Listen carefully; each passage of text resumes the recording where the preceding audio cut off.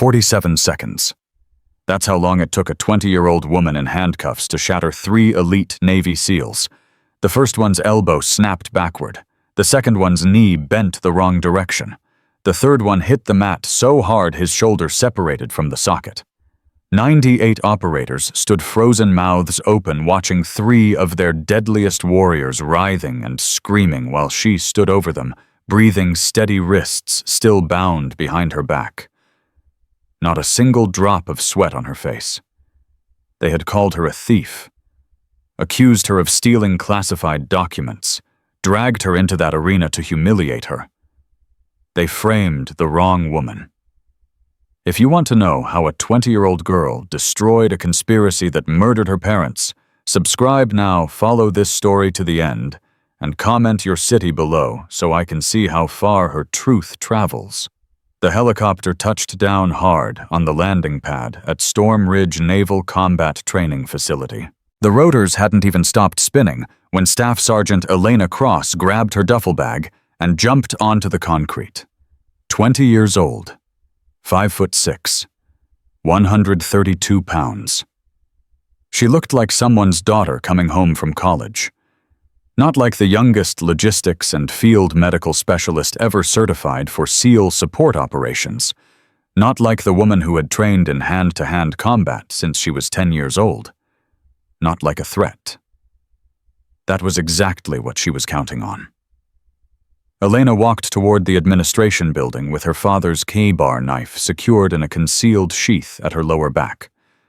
The blade had been through 3 combat deployments. It had saved lives. It had taken them when necessary. And now it was the only piece of Marcus Cross she had left. The door to the admin building swung open before she reached it. A petty officer stood there, clipboard in hand, expression flat. Name, Staff Sergeant Elena Cross, Medical and Logistics Specialist, reporting for final certification. He looked at her for a long moment. Too long. Then he checked his clipboard like he was searching for a reason to turn her away. Cross, he repeated. Any relation to Master Sergeant Marcus Cross? Elena's jaw tightened. He was my father. The petty officer's expression shifted. Something flickered behind his eyes. Not sympathy. Something else. Room assignments in the folder. Briefing at 1600. Don't be late. He handed her a manila envelope and walked away without another word. Elena watched him go. She'd been on enough bases to recognize that look. The look people gave you when they knew something you didn't.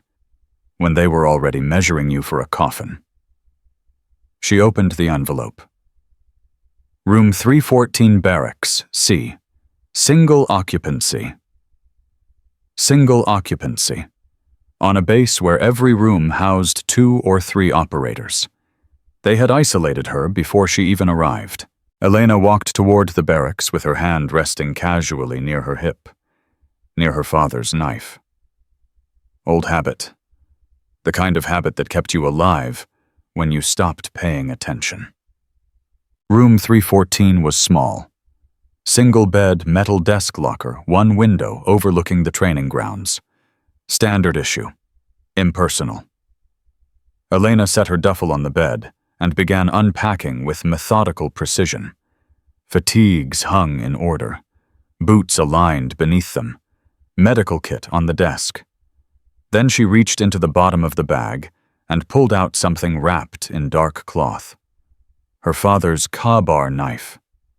7 inches of blackened steel. Handle wrapped in cord that had been replaced 4 times over 20 years. The blade was old, but the edge was perfect. Marcus Cross had taught her that a dull blade was a dead blade. He had taught her a lot of things. Elena set the knife on the desk next to a small photograph in a wooden frame. The photograph showed a man in Army Special Forces dress uniform. Strong jaw, gray at his temples, eyes that had seen things most people couldn't imagine. Master Sergeant Marcus Cross, her father. dead 5 years now. Officially, it was a training accident. Equipment failure during a routine exercise. 7 operators killed. Case closed. Unofficially, Elena had spent 4 years collecting evidence that told a different story. Falsified maintenance reports. Covered-up inspections. A commanding officer who signed off on faulty equipment to meet budget targets. That commanding officer was now Captain Victor Hale, commanding officer of Storm Ridge Naval Combat Training Facility, the same facility where Elena had just been assigned for her final certification. Coincidence. Not a chance. Elena touched the photograph with 2 fingers. "I'm here, Dad. I'm going to finish what you started." She didn't expect an answer. She didn't get one. But she did hear something else. Footsteps in the hallway. Heavy. Deliberate. Stopping right outside her door. Elena's hand moved to her knife before conscious thought caught up to instinct. The door burst open. 2 men stood in the doorway, both wearing instructor insignia, both built like they'd been carved from concrete. The first one was older, maybe 40, with a shaved head and a scar running from his left eyebrow to his jaw. Chief Petty Officer, according to his rank insignia. The second was younger, early 30s, with the cold eyes of someone who had stopped seeing other people as human beings a long time ago. Senior Chief. Staff Sergeant Cross. The older one's voice was flat. Professional.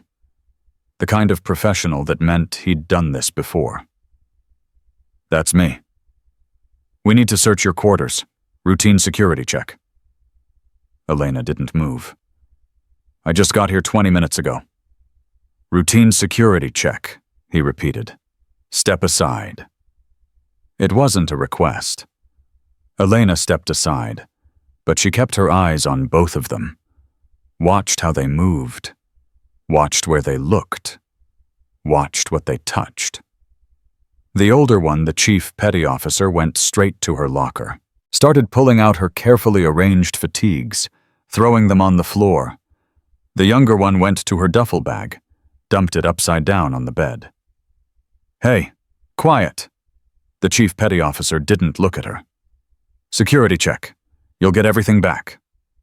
Elena watched them tear through her belongings, watched them open her medical kit and scatter the contents across the desk, watched them flip her mattress check under the bed frame, pull the drawers out of her desk. They weren't looking for anything. They were planting something. She saw it. Just for a second. The younger one's hand moving to his pocket, coming out with something small, a flash drive, sliding it into the lining of her duffel bag. Elena's blood went cold. "Found something." The Chief Petty Officer's voice was too loud, too theatrical. "What do we have here?" He pulled a folder from inside her pillowcase. A folder Elena had never seen before. "Classified tactical documents," he said. "Level 3 clearance. Staff Sergeant Cross, you want to explain why you have classified materials in your quarters."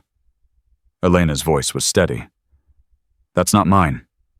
It was in your pillowcase. Someone put it there." The Chief Petty Officer smiled. It wasn't a nice smile. "That's what they all say." He pulled out his radio. "Command, this is Chief Petty Officer Grant Mercer. We have a security breach in Barracks C, room 314. Recommend immediate detention of Staff Sergeant Elena Cross pending investigation." The radio crackled. A voice came back. Calm. Controlled. "Acknowledge, Chief. Detain her. Captain Hale wants to handle this personally." Elena's hands curled into fists at her sides. Captain Hale. The man who killed her father was about to interrogate her for crimes he had manufactured. They took her to a holding room in the administrative building. Concrete walls, metal table, 2 chairs, 1 door. Elena sat in one of the chairs with her hands flat on the table in front of her. Her father's knife was gone. They'd confiscated it along with everything else. She had been sitting there for 2 hours when the door finally opened. Captain Victor Hale walked in like he owned the room, which technically he did. He was tall, 6'3", silver hair cut military short, the kind of posture that came from 30 years of commanding men who killed for a living. His eyes were blue, pale blue, the color of ice on a frozen lake. He sat down across from Elena and studied her for a long moment without speaking. Elena met his gaze, didn't blink, didn't look away. Finally, Hale spoke. "You look like your father." "Thank you."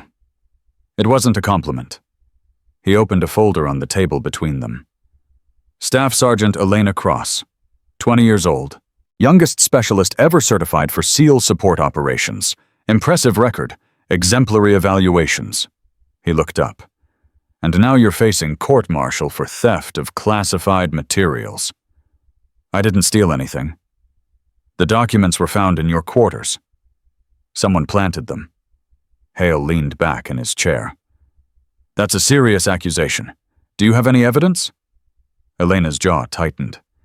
"Do you have any evidence that I took them? We have the documents, found in your possession." "Possession isn't proof. It's enough for a preliminary hearing." Hale closed the folder. "You know your father made accusations too, right before he died. Said there were problems with the equipment, said someone was falsifying maintenance reports."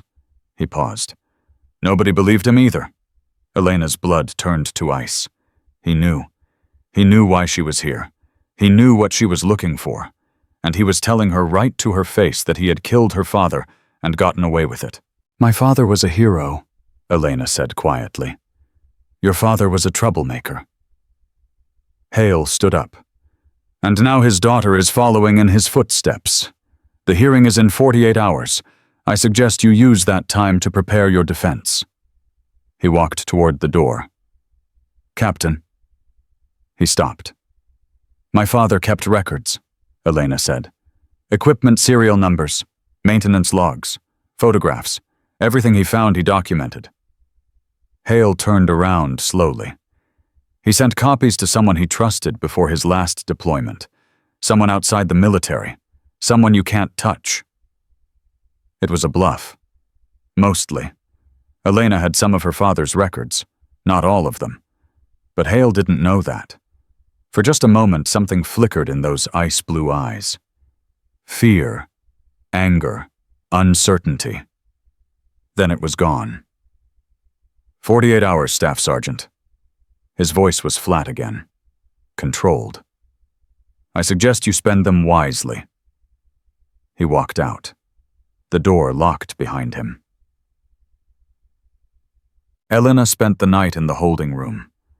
No bed, no blanket. Just the metal table and the 2 chairs and the concrete walls pressing in from every side. She didn't sleep. Couldn't sleep. Her mind was racing through possibilities, calculating odds, planning moves and counter-moves like her father had taught her. She was being framed. That much was obvious. The question was why now? Why this way? Hale could have denied her certification, could have transferred her to another facility, could have buried her in paperwork until she gave up and went away. Instead, he had planted evidence. Manufactured charges. Created a paper trail that would destroy her credibility and her career. Why go to that much trouble? Unless he was afraid of something. Unless he knew that Elena had more than just suspicions, that she had actual evidence, that she was close to something that could bring him down. The door opened at 0600. A woman walked in. Mid-20s, dark hair pulled back in a tight bun. Petty officer 2nd class insignia. She was carrying a tray with coffee and a protein bar. "Breakfast," she said, setting the tray on the table. You should eat. Elena looked at her. Who are you? Petty Officer Mira Santos, combat medic. She glanced at the door like she was checking to make sure no one was listening. I heard what happened. The security check. News travels fast. Bad news travels faster. Mira sat down in the chair across from Elena. Look, I don't know you. I don't know if you're guilty or not. But I know Chief Mercer and Senior Chief Webb, and I know they don't do routine security checks. Elena picked up the coffee, took a sip. It was bitter and lukewarm. What do they do? Whatever Captain Hale tells them to do. Mira's voice dropped. I reported equipment irregularities 6 months ago. Faulty trauma kits, expired medications, the kind of stuff that gets people killed. Elena set down the coffee. What happened? Nothing official. But 3 days later, someone broke into my quarters, went through my things, left a note on my pillow. Mira's jaw tightened. It said, mind your own business or the next accident will be yours. Did you report it? To who Hale runs this facility. His people are everywhere. The only reason I'm still here is because I stopped asking questions. She met Elena's eyes. But you're not going to stop, are you?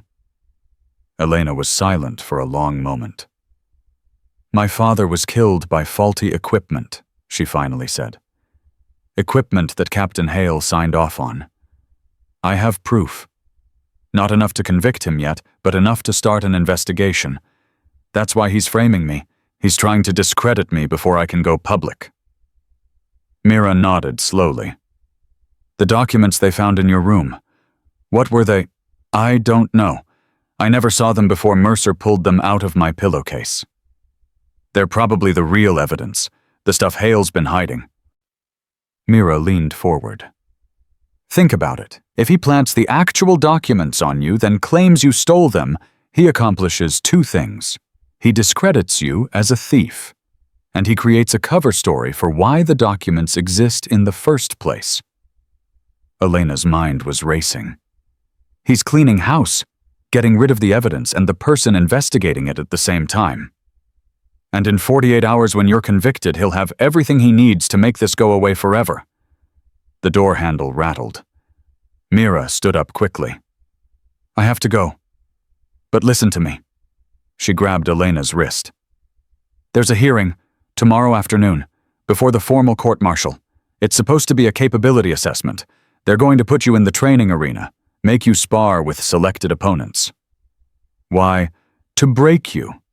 Physically, psychologically. They want you damaged before the court-martial, unable to defend yourself. Elena's eyes went hard. Who are the opponents? Mercer, Webb, and Lieutenant Commander Warren Drake, Hale's personal enforcer. 3 against 1. 3 of Hale's most loyal men against a 20-year-old woman they thought couldn't fight back. They had no idea who they were dealing with. Thank you, Elena said quietly. Mira released her wrist. Don't thank me yet. Just survive. She walked out. The door locked behind her. Elena sat alone in the holding room, her father's voice echoing in her memory. The most dangerous weapon isn't a gun or a knife, Elena. It's being underestimated. Let them think you're weak. Let them think you're scared. And when they come for you, make them regret every assumption they ever made. She picked up the coffee and finished it. 48 hours. They had given her 48 hours to prepare. They had no idea that was 47 hours more than she needed. The training arena at Storm Ridge was designed to break men who had already proven themselves unbreakable. Elena had been brought there at 1400 hours, escorted by 2 guards who looked at her like she was already convicted. Already done. The arena was open air, metal risers on 3 sides, training mats in the center, overhead lights that buzzed with electrical current, and operators, dozens of them, filing into the risers, taking seats, watching with expressions that ranged from curiosity to contempt. Elena counted them as she walked toward the center of the arena. 98. 98 Navy SEALs had come to watch a 20-year-old woman get destroyed. She stood at the edge of the training mat, hands behind her back, still in handcuffs. They hadn't removed them for transport. Hadn't removed them when they arrived. The restraints stay on. That was Mercer's voice coming from somewhere behind her. For security purposes. Elena didn't react, didn't protest, didn't give them the satisfaction. She just waited. Captain Hale appeared on a raised platform overlooking the arena. He was flanked by 2 officers Elena didn't recognize. Observers, probably. Witnesses to verify that everything was done by the book. Staff Sergeant Elena Cross, Hale's voice carried across the arena. You have been accused of theft of classified materials. Before your formal hearing, you will undergo a capability assessment to determine your fitness for continued service. Murmurs rippled through the crowd. You will face 3 opponents in controlled sparring. The assessment will continue until you submit, are rendered unable to continue, or your opponents determine you have demonstrated sufficient capability. Hale's pale eyes found hers across the distance. Do you understand? Elena met his gaze. I understand. Then let's begin. 3 men stepped onto the mat. Mercer, Webb, Drake. They were smiling. Elena looked at them, looked at the handcuffs binding her wrists behind her back, looked at the 98 operators watching from the risers, and she felt something cold and sharp settle in her chest. Not fear. Focus. Her father's voice whispered in her memory. Handcuffs are only a limitation if you let them be. Leverage points, Elena. Every restriction creates leverage points. Find them. Use them. She had trained for this. Not this specifically, but situations like it. Scenarios where she was outnumbered, outgunned, restrained. Her father had believed in preparing for the worst, and then preparing for worse than that. Mercer stepped forward first. Confident, aggressive. Last chance to submit, he said quietly. We can make this quick, or we can make this painful, your choice. Elena's voice was calm, steady. You know what my father used to say about choices? What? He said the only choices that matter are the ones you make when everything's already lost. She moved. Jumps away. What happened next lasted 47 seconds. Mercer came in first, reaching for her shoulder, expecting an easy grab. Elena pivoted, dropped her center of gravity, used the chain between her handcuffs like a fulcrum hooking Mercer's wrist and redirecting his momentum into a hyperextension lock. The sound was sharp, final, like steel cables snapping under load. Mercer screamed. Webb came in from the left, fast, trained, but he was expecting her to retreat, expected her to be defensive. Elena didn't retreat. She stepped into him, used her shoulder as a battering ram, caught his knee at an angle it wasn't designed to handle. The second sound was wetter, the kind that makes combat medics flinch because they know exactly what it means, ligament tearing through cartilage. Webb went down. Drake was already moving, already adapting. He'd seen what she could do. He wasn't going to make the same mistakes. He circled, waited, looked for an opening. Elena gave him one. She stumbled, looked off balance, looked vulnerable. Drake lunged, and Elena showed him what her father had really taught her. She caught his arm, used his momentum, rotated her hips, applied pressure at 3 points simultaneously, shoulder, elbow, wrist. Physics did the rest. Drake hit the mat face first, His shoulder separated with a sound like wet wood cracking. He didn't get up. Silence. Absolute silence. 98 Navy SEALs sat frozen in the risers. No one moved. No one breathed. No one could process what they had just witnessed. 3 of the facility's most decorated operators lay writhing on the mat. Joints dislocated, limbs bent at angles that defied anatomy, making sounds that weren't quite screams. The raw, guttural response of nervous systems overwhelmed by catastrophic pain. And standing between them, hand still cuffed behind her back, breathing steady, not a drop of sweat visible on her face. Elena Cross, 20 years old, daughter of Master Sergeant Marcus Cross, the woman they had tried to destroy. She looked up at Captain Hale on his platform, met those ice-blue eyes across the distance. "I didn't steal those documents," she said. Her voice carried across the silent arena. Clear, strong, unafraid. "But I know who did, and I know what they contain." Hale's face was pale. His hands gripped the railing in front of him. "Every man in this arena will know the truth about what happened to my father. What happened to the other operators who died. What you covered up." Elena's eyes never left his. "You framed the wrong woman, Captain." A younger SEAL in the back row broke the silence with a whisper that carried across the still air. "What the hell just happened?" No one answered. Because 98 of the Navy's most elite warriors had just learned something that would change everything they thought they knew about strength, about capability, about who deserved to be underestimated.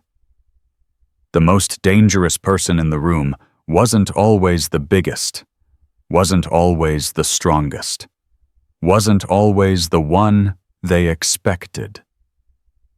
Sometimes the most dangerous person in the room was a 20-year-old woman with her hands tied behind her back and nothing left to lose. Elena stood in the center of the arena, surrounded by broken men, and waited for what came next. The silence held for 3 more seconds. Then chaos erupted. Medical teams rushed onto the mat. Operators shouted orders. Someone was calling for stretchers. Someone else was demanding answers that nobody had. Elena didn't move. She stood exactly where she was, hands still cuffed behind her back, watching Captain Hale's face drain of color on that platform above her. "Restrain her." Hale's voice cracked on the second word. "Get her off my training ground." 2 guards grabbed Elena's arms. She didn't resist, didn't need to. The damage was already done. 98 witnesses. 98 SEALs who had just watched 3 of Hale's best men get dismantled by a woman half their size with her hands tied. No amount of falsified documents could erase that. They dragged her toward the administrative building. Elena's boots scraped against concrete. The guards were rough fingers digging into her biceps hard enough to leave bruises. She didn't care. "You think this changes anything?" one of the guards hissed in her ear. "You're still going down. Hale will bury you so deep nobody will ever find the pieces." Elena turned her head, looked him dead in the eyes. "Your captain just lost control of his own facility. Every man in that arena is asking questions right now, questions he can't answer." She smiled. It wasn't friendly. "I don't need to beat him. I just need to make him scared. And he's terrified." The guard's grip tightened, but he didn't respond. Because they both knew she was right. They threw her into a holding cell. Concrete floor, metal door, no windows. The handcuffs stayed on. "Captain's orders," the guard said. "You'll get them off when he says you get them off." The door slammed shut. Elena sat down on the cold floor and leaned her back against the wall. Her shoulders ached from the restraints. Her wrists were raw where the metal had bitten into skin during the fight. but the pain was distant. Background noise. She closed her eyes and let her mind work. 47 seconds. That's how long the fight had lasted. 47 seconds to destroy 3 careers and expose a decade of lies. But it wasn't enough. Hale was wounded, not finished, and wounded animals were the most dangerous kind. He would come for her now, harder, faster, with everything he had. The question was whether she could survive long enough to finish what her father started. Hours passed. Elena lost track of how many. The cell had no clock, no light except the thin strip that crept under the door. She dozed, woke, dozed again. Her father's voice drifted through her dreams. Pain is just information, Elena. It tells you where the damage is, what needs protecting, what needs healing. Don't fight it. Use it. She woke to the sound of the door opening. Mira Santos stood in the doorway. She was carrying a medical kit and wearing an expression that said she was risking everything just by being here. Jesus Christ. Mira dropped to her knees beside Elena. What did they do to you? Standard hospitality. Elena's voice was hoarse. How long have I been in here? 14 hours. Mira pulled out a key and reached for the handcuffs. I bribed the guard. We have maybe 10 minutes before someone notices I'm gone. The cuffs clicked open. Elena's arms fell to her sides. The relief was immediate and overwhelming. She bit back a groan as blood rushed back into her hands. Let me see your wrists. Mira grabbed her hands, turned them over. The skin was raw, bleeding in places. These need treatment. They can wait. Elena, they can wait. Elena pulled her hands back. What's happening out there? What's Hale doing? Mira sat back on her heels. Her face was tight with worry. It's bad. The arena demonstration is all anyone's talking about. Hale tried to spin it as evidence that you're dangerous, unstable, but nobody's buying it. They saw what happened. They saw you take down 3 men with your hands tied. And now he is accelerating the timeline. The formal hearing has been moved up. Tomorrow morning, 0800. Elena's blood went cold. That's 12 hours from now. I know.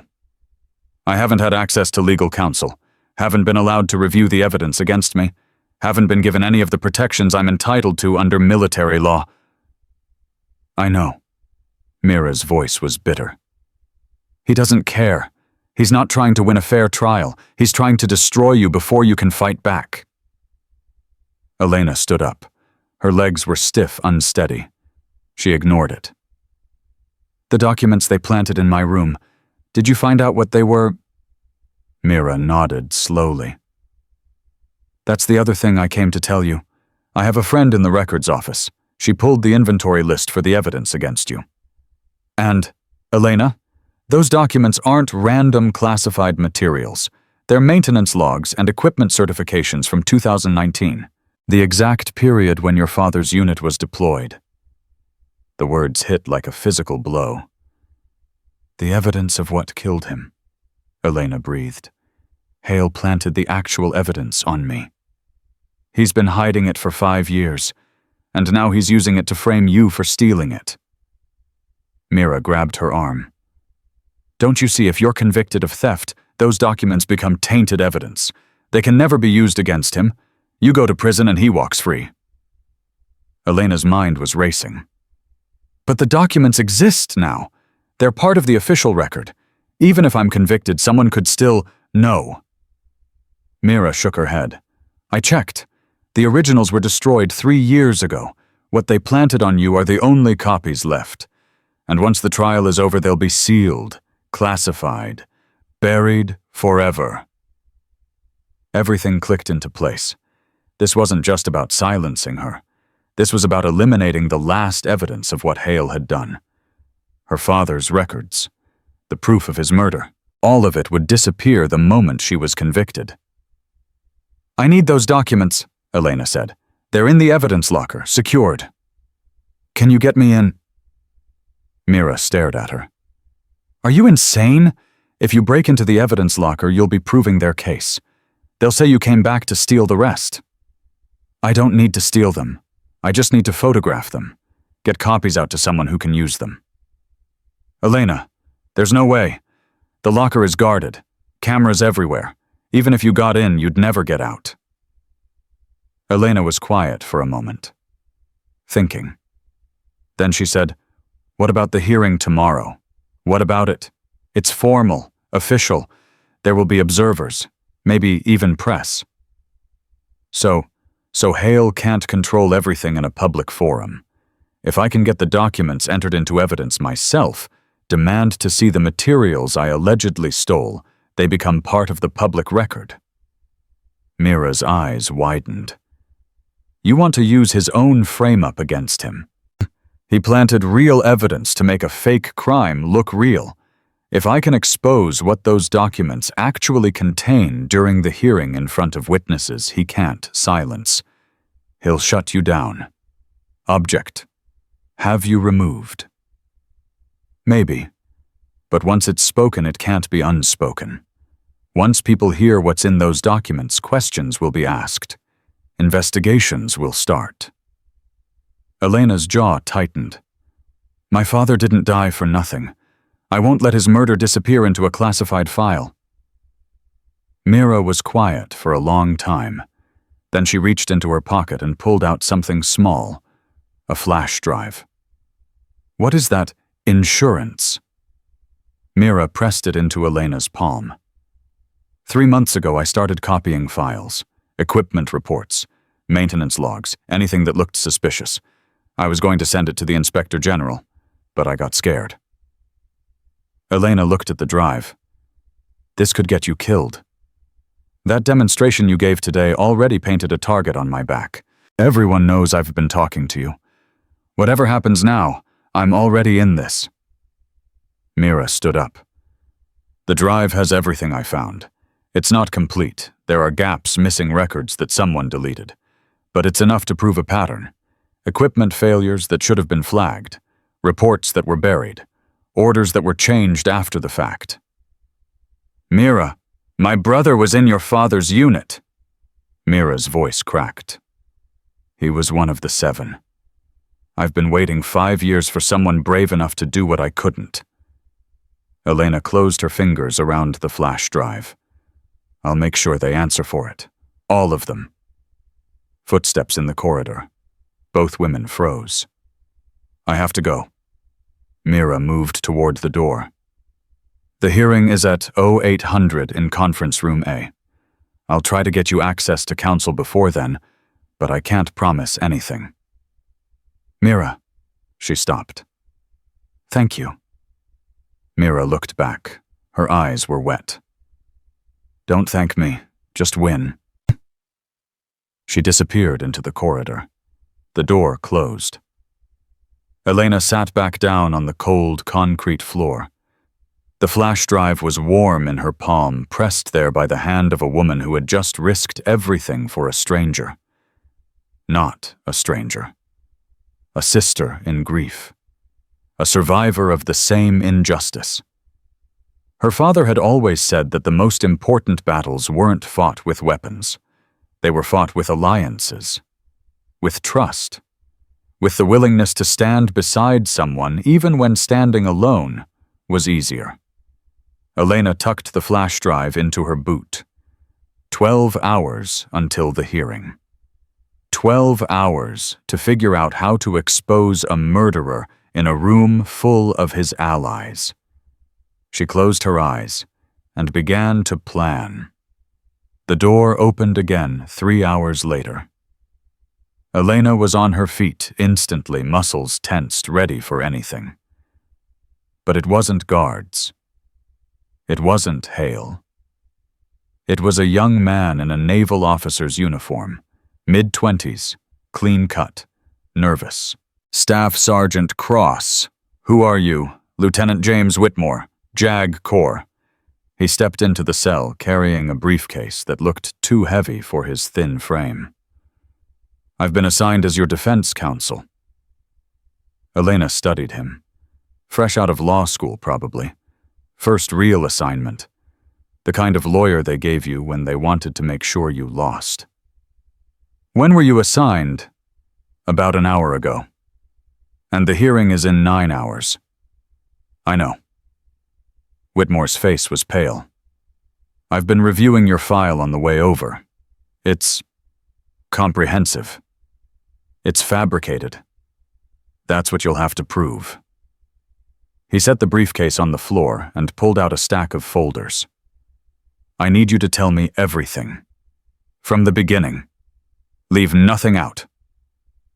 Elena looked at him for a long moment. He was young, scared, completely outmatched by the forces arrayed against them. But he was here, at 3 a.m, trying to help. That counted for something. "Sit down," she said. "This is going to take a while." She told him everything. Her father, the equipment failures, the 7 deaths, the cover-up, Hale's involvement, the planted documents, the flash drive hidden in her boot. Whitmore listened without interrupting. His pen moved across his legal pad in quick, precise strokes. When she finished, he sat in silence for nearly a minute. "You realize what you're alleging," he finally said. "Falsification of military records, negligent homicide, obstruction of justice, conspiracy to commit murder." "I'm not alleging. I'm stating facts." "Facts require evidence. The documents they planted on you, even if they prove what you say were obtained illegally, they're inadmissible." "They weren't obtained by me. They were planted by Hale's people. That makes them evidence of the frame-up, not evidence of theft." Whitmore's pen stopped moving. "That's actually a good point." "I know. But Hale will argue that you're just trying to muddy the waters, distract from the charges. Let him argue. All I need is doubt.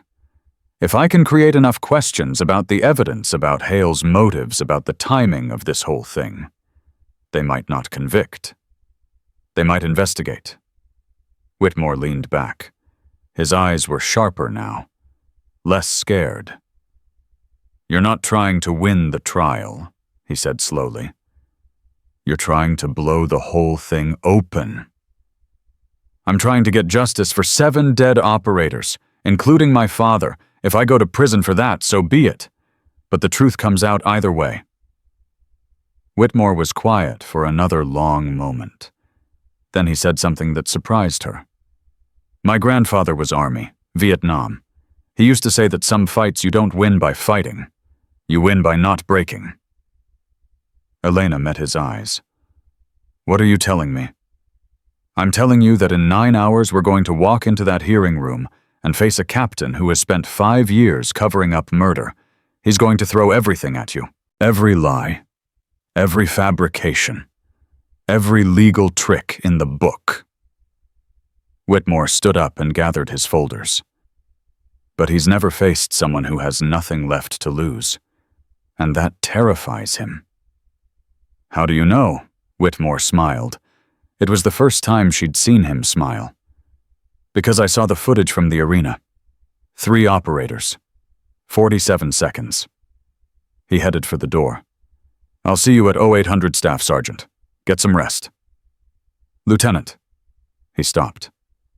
"Why did you take this case? You could have refused. Said you weren't prepared. No one would have blamed you." Whitmore turned around. "My grandfather told me one other thing about Vietnam. He said the only battles worth fighting are the ones where you're the last line, where if you don't stand, nobody else will." He walked out. The door closed. Elena sat in the darkness surrounded by concrete and silence and allowed herself something she hadn't felt in a very long time. Hope. The sun came up at 06:17. Elena knew because a thin line of gold crept under the door and touched the concrete floor like a promise. She hadn't slept. Hadn't needed to. Her mind was too alive, too focused, running through scenarios and strategies like a computer processing battle simulations. At 0700, the guards came. 2 of them this time. New faces. They didn't speak as they led her through the corridors toward Conference Room A. The facility was awake now. Officers and enlisted men moving through hallways, heading to morning briefings, morning training. Most of them stopped when Elena passed. Stared. Whispered. Word had spread. The woman who took down 3 SEALs in handcuffs. The woman who called Captain Hale a murderer in front of 98 witnesses. The woman who was about to face judgment. Conference Room A was at the end of the administrative wing. Double doors. Armed guards. A placard that read, "Official proceedings in progress." The doors opened. Elena walked in. The room was arranged like a courtroom. A long table at the front where the hearing officers sat. A defendant's table to the left, a prosecution table to the right. Captain Hale was already there. Seated at the prosecution table with 2 JAG officers Elena didn't recognize. His face was composed, professional, but his eyes tracked her as she walked to the defendant's table, and there was something behind them that looked like barely controlled rage. Lieutenant Whitmore was waiting for her. He looked like he hadn't slept either. "How are you feeling?" he murmured as she sat down. "Ready." "Good. Because Hale has requested permission to present new evidence, something that came in this morning." Elena's stomach tightened. "What kind of evidence?" "I don't know. They haven't disclosed it yet." The doors at the back of the room opened again. More people filed in. Officers, observers, witnesses. And then Elena saw something that made her blood freeze. A young man in a wheelchair. Leg elevated, wrapped in bandages. Face pale. Eyes hollow. Tyler Hale. Captain Hale's son. The boy she hadn't saved yet. The boy she didn't even know existed until this moment. But the outline she'd been given said she would save his life. That it would change everything, which meant something was about to go very, very wrong. The presiding officer called the room to order. "This hearing will now commence. The matter before us is the case against Staff Sergeant Elena Cross, charged with theft of classified materials and conduct unbecoming a military officer." Hale stood up. "Before we proceed," he said, "I request permission to introduce testimony from a new witness. Testimony that directly impacts the defendant's character and fitness for service." The presiding officer frowned.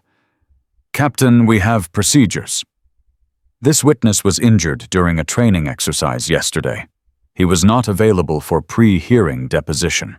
But his testimony is critical to understanding the defendant's true nature. "Who is this witness?" Hale smiled. It was cold and triumphant. "My son, Seaman Apprentice Tyler Hale." Elena's hands curled into fists under the table. He was going to use his own injured son to destroy her.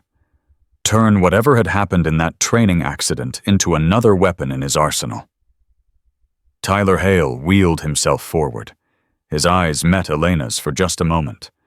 And what she saw there wasn't hatred. It was fear. Not fear of her. Fear of his father. Tyler Hale positioned his wheelchair at the witness table. His hands were shaking. Not from pain. From something else entirely. Captain Hale stood behind the prosecution table watching his son with an expression that could have been paternal concern. But Elena had seen enough predators to recognize the warning underneath. Seaman Apprentice Hale, the presiding officer said, please state for the record how you came to be injured. Tyler's voice was barely above a whisper. Training accident. Yesterday afternoon. Rope course failure. And were you aware of Staff Sergeant Cross before this incident? Tyler's eyes flickered to Elena, then away. No, sir. Have you had any interaction with the defendant? Silence. Tyler's jaw worked. His father leaned forward, almost imperceptibly. No, sir, Tyler said. No interaction.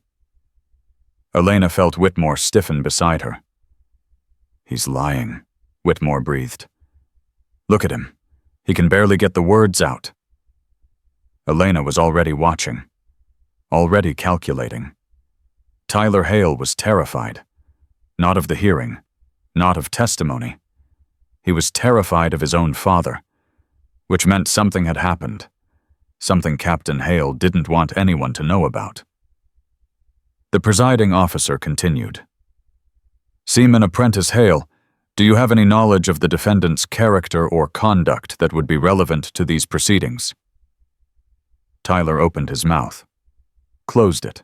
His father's voice cut through the silence. My son is clearly still suffering from his injuries. Perhaps we should proceed with the documentary evidence instead and allow him to rest. No. The word came from Tyler, quiet but firm. Everyone in the room froze. I have something to say. Tyler's hands gripped the armrests of his wheelchair. Something the court needs to hear. Captain Hale's face went pale. Tyler, you're not well. You should... I'm fine, Father. Tyler looked at the presiding officer. I want to testify. I need to testify. The presiding officer nodded slowly. Proceed, Seaman Apprentice. Tyler took a deep breath. His eyes found Elena's across the room. Held them. Yesterday afternoon during the rope course exercise, my equipment failed. Carabiner snapped. I fell 40 feet onto the training ground. His voice cracked. My leg was shattered. Compound fracture. I was bleeding heavily. This is documented in the incident report, the presiding officer said. What does this have to do with the defendant? Everything. Tyler's voice grew stronger. The medical team was 12 minutes out. I was going into shock. The instructors didn't know what to do. They were just standing there watching me bleed. Captain Hale stood up. This is irrelevant to the charges against. And then she came. Tyler pointed at Elena. Staff Sergeant Cross. She wasn't supposed to be there. She was supposed to be confined to quarters. But she was there. And she saved my life. The room erupted.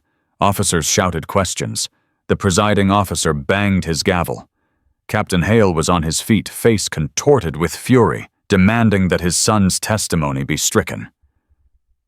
Elena sat frozen, her mind racing back through the past 24 hours. The cell, the darkness, the guards who had dragged her to the arena. She hadn't saved Tyler Hale. She hadn't even known he existed until 5 minutes ago. So why was he saying she had order? The presiding officer's voice cut through the chaos. I will have order in this room. Slowly, the noise subsided. Seaman Apprentice Hale. The presiding officer's voice was sharp. Are you telling this court that the defendant left confinement, arrived at the scene of your accident, and provided medical assistance? Yes, sir. And you're certain it was Staff Sergeant Cross? I was conscious the entire time. She introduced herself, said her name was Elena Cross, said she was a medical specialist. Tyler's voice was steady now, determined. She stabilized my leg, stopped the bleeding, kept me awake through the shock. The flight medics told me later that if she hadn't been there, I would have lost the leg, maybe my life. Captain Hale slammed his hand on the table. This is a fabrication. My son is confused, traumatized. He doesn't know what he's saying. I know exactly what I'm saying. Tyler turned to face his father. "I know what you're trying to do to her, and I won't be part of it." Father and son stared at each other across the room. Something passed between them. Something dark and old and full of years of accumulated pain. "Lieutenant Whitmore," the presiding officer said slowly, "can you account for your client's whereabouts yesterday afternoon?" Whitmore stood up. "Sir, my client was in holding cell 7 from approximately 1400 hours until this morning. I have not had access to security footage or guard logs, but I can state that she was not released for any authorized activities. So either Seaman Apprentice Hale is lying, or someone released the defendant without authorization." "Or," Elena said quietly, "someone else saved his life. Someone who looked like me. Someone who used my name." Every head in the room turned toward her. Staff Sergeant Cross, the presiding officer, said, "Are you saying you did not assist Seaman Apprentice Hale?" "I'm saying I was locked in a concrete cell with no windows and no clock. I'm saying I have no memory of leaving that cell until the guards came for me this morning." Elena paused. "But I'm also saying that someone wanted this young man to believe I saved him, and I'd very much like to know why." Silence. Then Captain Hale laughed.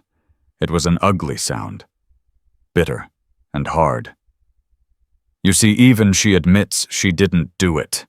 My son is obviously confused. The testimony should be stricken." "I'm not confused."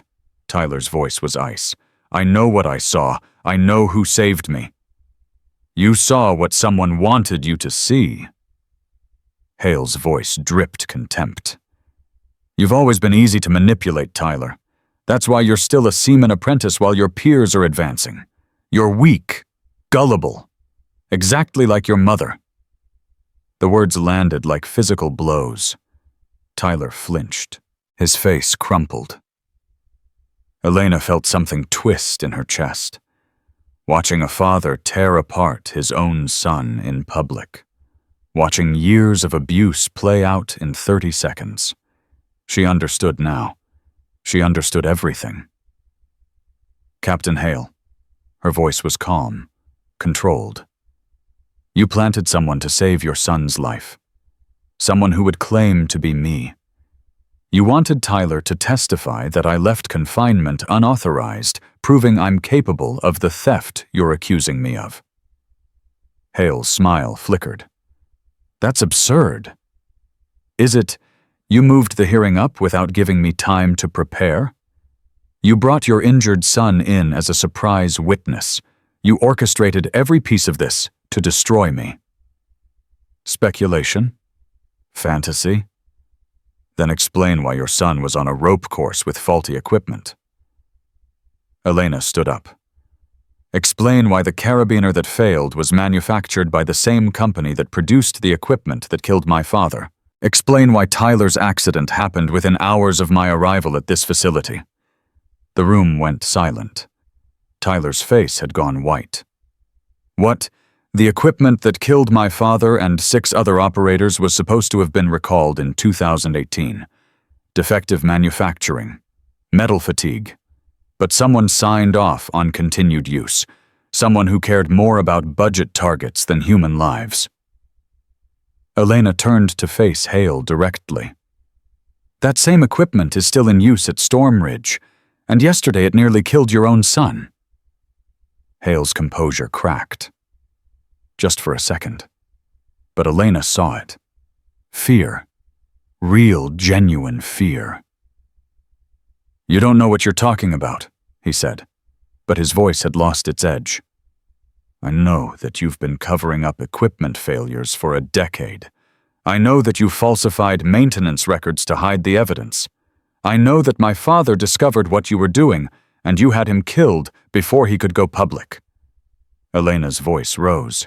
"And I know that you planted evidence on me because I was getting too close to the truth." "Objection!" Hale shouted. "This is character assassination. She has no evidence.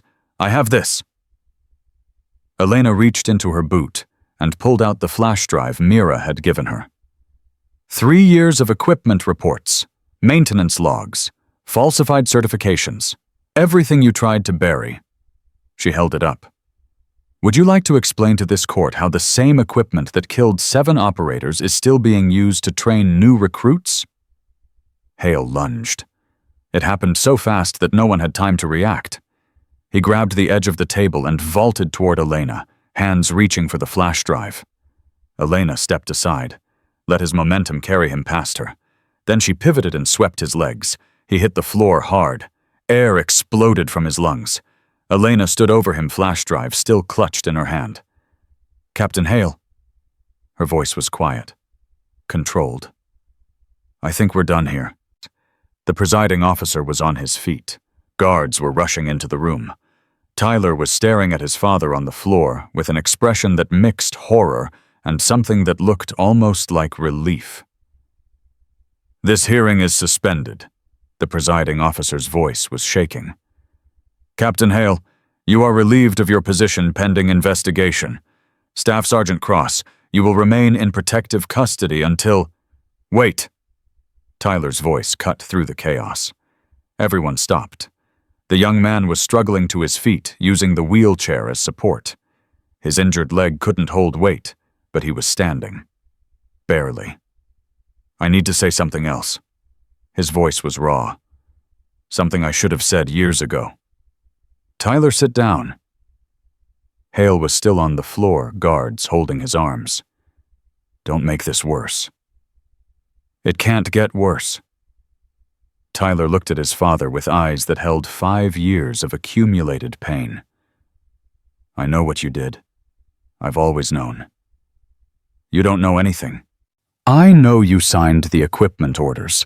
I know you ignored the recall notices. I know you threatened anyone who tried to report the failures." Tyler's voice cracked. "I know about the 7 operators who died. And I know about the woman who came to you 3 years ago. The one who had evidence. The one who disappeared." Elena's blood went cold. "What woman?" Tyler turned to her. Tears were streaming down his face. "Her name was Sarah Cross. She was investigating her husband's death. She came to my father with documents, proof, and she vanished 2 days later." The world stopped. Sarah Cross. Her mother. "No." The word came out as a whisper. "No, that's not possible. My mother died in a car accident 3 years ago. Single vehicle. They said she lost control."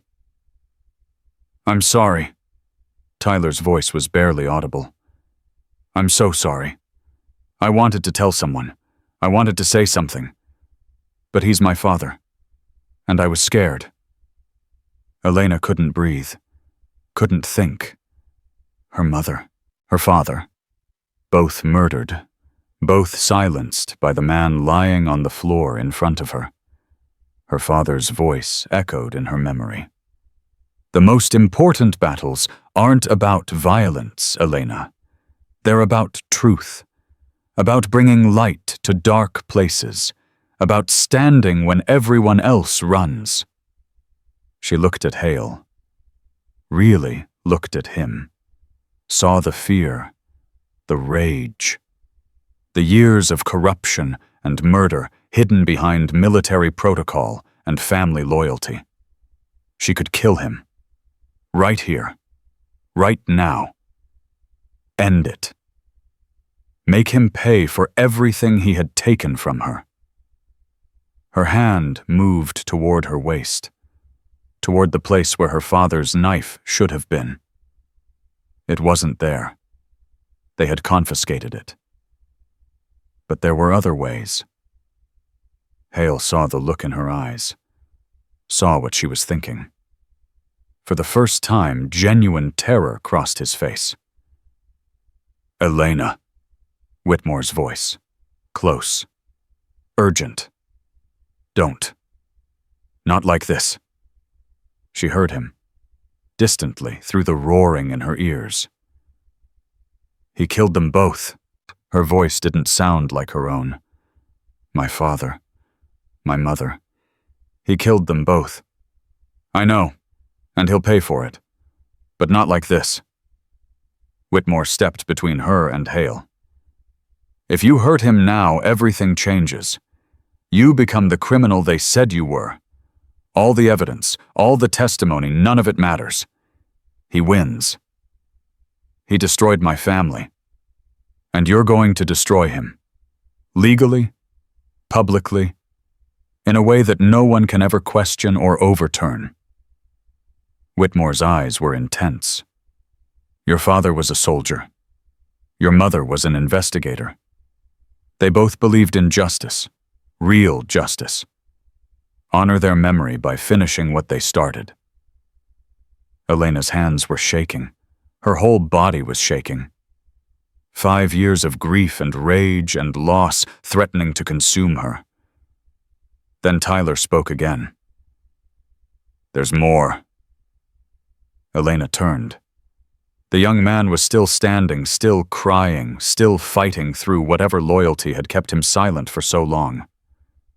My father kept records, real records, not the falsified ones. He kept the originals as insurance, in case anyone ever tried to turn on him. Where? Elena's voice was raw. Safe in his office, behind the portrait of my grandfather, digital copies and paper backups. Everything. Every order he gave, every report he buried, every name of every person he hurt. Hale roared. Tyler, shut your mouth. I'll have you court-martialed. You'll what? Tyler looked at his father with something that was almost pity. Destroy me like you destroyed everyone else. Kill your own son like you killed his mother. The room went deathly silent. Oh, didn't everyone know? Tyler's laugh was broken, jagged. My mother didn't die of cancer. She found out what he was doing. Started asking questions. Had an accident. Just like Sarah Cross. Just like anyone who got too close. Elena stared at the young man. Saw herself in him. Another child of a murdered parent. Another life destroyed by Victor Hale's ruthless ambition. Why now? She asked. Why are you telling us this now? Tyler's eyes met hers, steady despite the tears. Because you survived. Because you fought back. Because for the first time in my life, I saw someone who wasn't afraid of him. He took a shuddering breath. And because when I was lying on that training ground, bleeding out thinking I was going to die, I realized I didn't want to go with his secrets on my conscience. You said I saved you, but I was in a cell. I know you didn't save me, physically, but in that moment, bleeding and terrified, I thought about you, about what you did in that arena, about how you stood up when everyone else stood down, and I decided that if I survived, I would do the same thing. Elena looked at him for a long moment. Then she turned to the presiding officer. Sir, I request that Seaman Apprentice Hale be taken into protective custody immediately. I also request that a security team be dispatched to Captain Hale's office to secure the evidence he described. The presiding officer nodded slowly. Granted, on both counts. Guards moved forward. They lifted Tyler back into his wheelchair with surprising gentleness. More guards appeared at the door to escort him out. As they wheeled him past Elena, Tyler reached out and grabbed her hand. I'm sorry, he whispered. I'm sorry I didn't speak sooner. I'm sorry about your parents. I'm sorry I was too weak to stop him. Elena squeezed his hand. You're not weak. You're speaking now. That's what matters. They took him away. Hale was hauled to his feet. His face was a mask of hatred. This isn't over, he snarled. You have no idea what you've done. The people I work for, the organizations I'm connected to, they'll destroy you. They'll destroy everyone you've ever known. Elena stepped close to him, close enough that only he could hear. My father used to say that real strength isn't about violence. It's about standing up when standing is the hardest thing you can do. She held up the flash drive. You spent 10 years building a kingdom of lies. I'm going to tear it down in 10 days, and when I'm done, everyone will know exactly what kind of man you really are." Hale spat at her feet. The guards dragged him out. The room slowly emptied. Officers filed out. Witnesses departed. The presiding officer gathered his papers and left with a final nod to Elena and Whitmore. Finally, they were alone. Whitmore collapsed into a chair. "Jesus Christ, I thought you were going to kill him." "I thought about it. Please don't do that in my presence again. I'm not built for that level of stress." Elena almost smiled.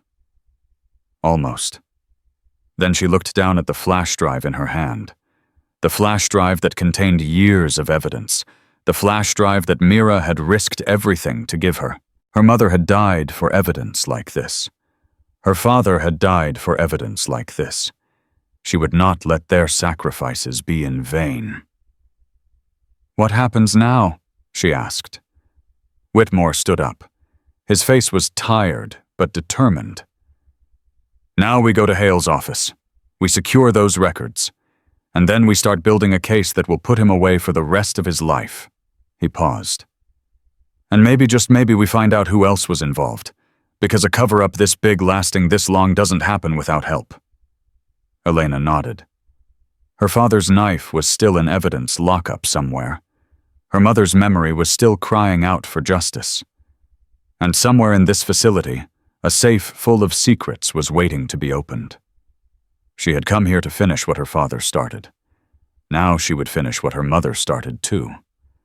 They moved through the corridors fast. Elena in front.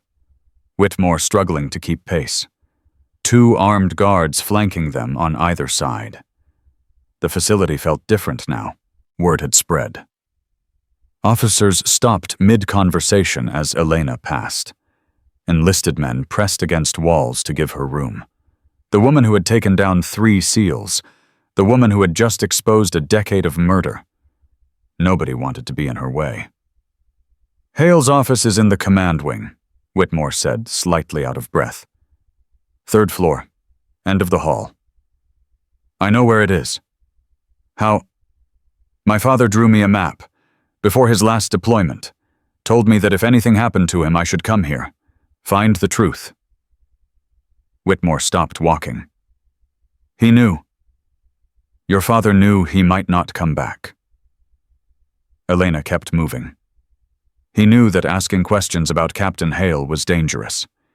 He knew that people who threatened Hale's operation had a habit of disappearing. Her jaw tightened. He also knew that I would never stop looking, no matter how long it took. They reached the command wing. The guards at the entrance stepped aside without a word. The presiding officer's authority had already cleared their path. The elevator took them to the 3rd floor. The doors opened onto a corridor that felt abandoned, empty, silent. Too silent. Elena's instincts screamed warning. "Something's wrong," she said quietly. "What do you mean? Where is everyone? This is the command wing. There should be staff. Aides. Security." Whitmore looked around. His face went pale. Maybe they evacuated when Hale was arrested. Or maybe someone else got here first. Elena moved forward. Slowly. Carefully. Every sense on high alert. Hale's office was at the end of the corridor. Double doors. Brass nameplate. The doors were open. Elena pressed herself against the wall, gestured for Whitmore and the guards to stay back.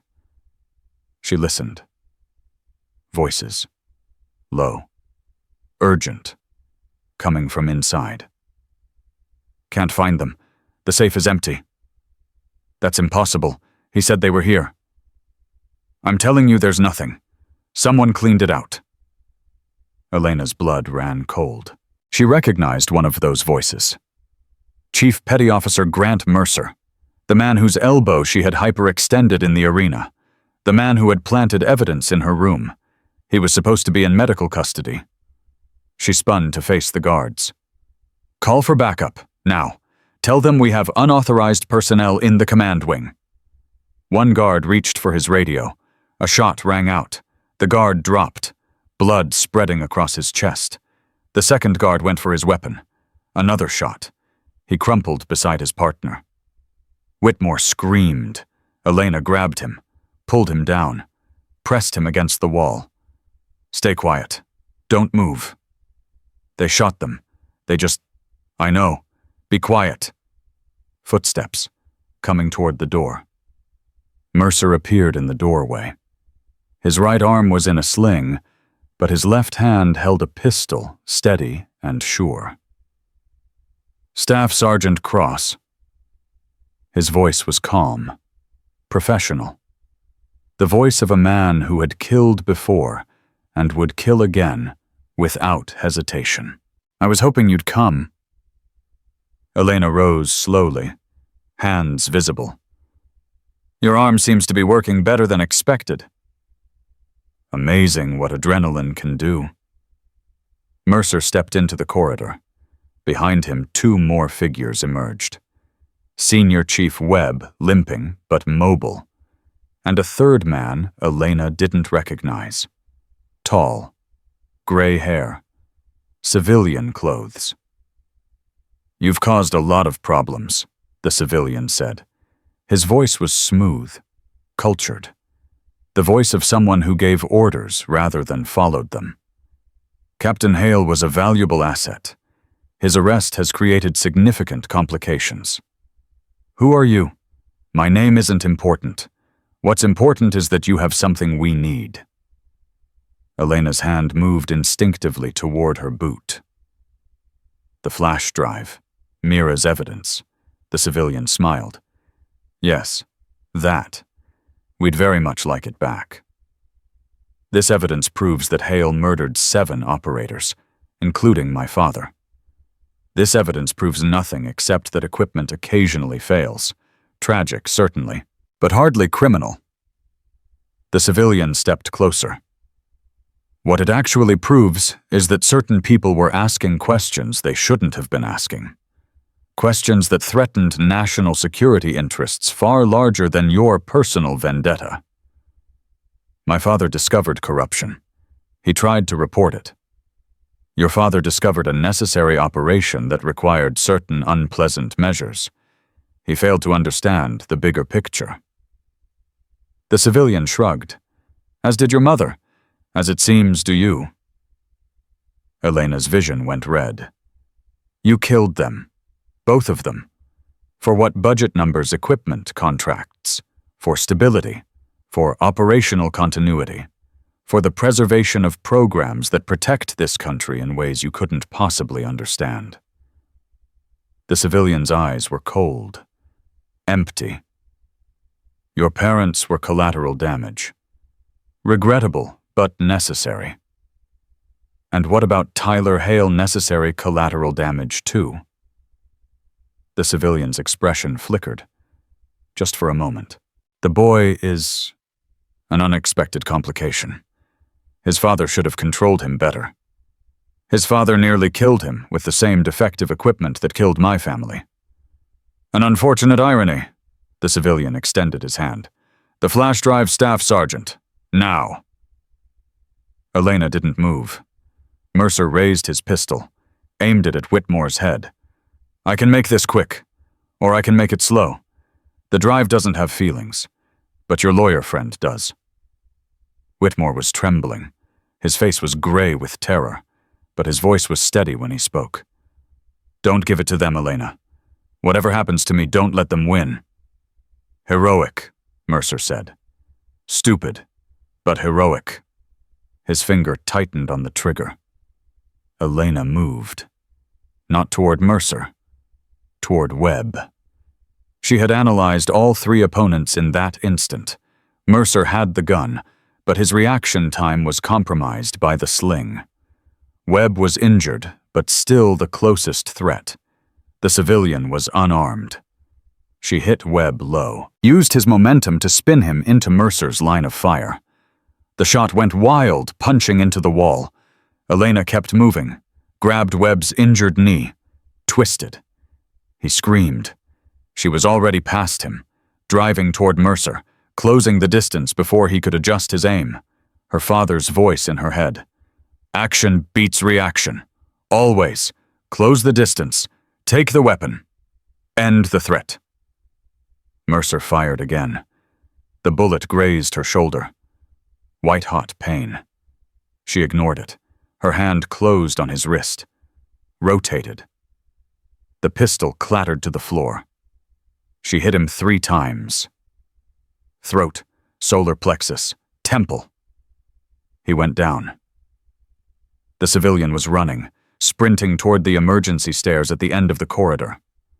Elena scooped up Mercer's pistol and gave chase. He was fast for an older man, but she was faster. She caught him at the stairwell door, slammed him against the wall, pressed the pistol to his chest. "Who are you? Who do you work for?" He laughed. Actually laughed. "You think killing me changes anything? I'm nobody, a contractor, expendable. There are 100 more where I came from." "Then give me something useful before I decide you're not worth keeping alive." His eyes met hers, calculating, assessing. "Your father kept copies too. Did you know that not just the evidence you have? He made backups, sent them somewhere safe before he died." Elena's heart stopped. "Where?" "I don't know, truly. But whoever he trusted, they've stayed hidden for 5 years. They're still out there, still waiting." "Waiting for what? For you?" The civilian's smile was thin, cold. "He knew you'd come eventually. Knew you'd find your way here. He left a trail. Breadcrumbs for his daughter to follow." "You're lying." "Am I? You arrived at this facility 48 hours ago. Within 6 hours, you were framed for theft. Within 24, you had exposed a decade of corruption.